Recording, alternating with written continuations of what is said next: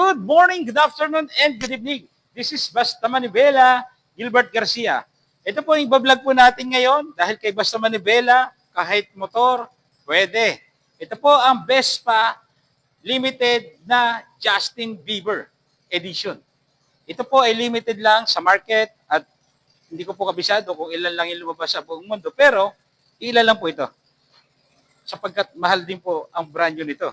So kung mapapansin po ninyo yung Vespa na to, hindi naman halos ginamit, na i-display lang yan. So ang kilometer mileage lang po niya is nasa 97.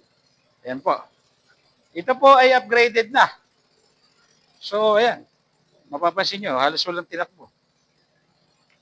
Upgraded na po yung Vespa Justin Bieber na to. Kasi kung mapapansin po ninyo, ayan, mula po dito, naka Öhlins, naka Brembo, pati yung disc brake o yung disc rotor disc po niyan, binibili po yan ng aftermarket. Hanggang sa Öhlins, hanggang sa carbon cover, yan po, yung smoke plastic, at yung mga tornilyo po na yan. So, ganun din po yung mag wheels. Papakita po natin sa kabila yung mag wheels na yan. Yan po yung tinatawag nilang plato type with bolt na silver. So, kung mapapansin po ninyo, ayan, ganda. Pati po dito yan, naka-remus na po yan, ang muffler. So, Justin Bieber, pakita po natin. Yan po yung Tony na tinatawag. Yung center stand. Center stand po na Tony. Yan po, ayan. Makita niyo yung mag wheels. Oh.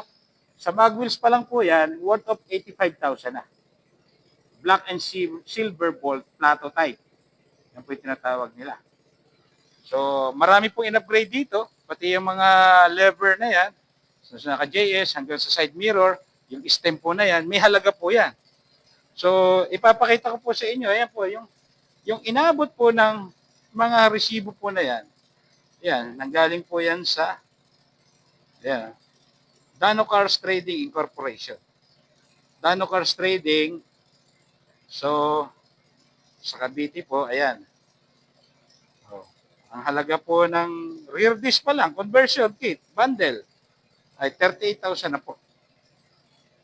Ayan po, Piaggio, Vespa. O, di ba?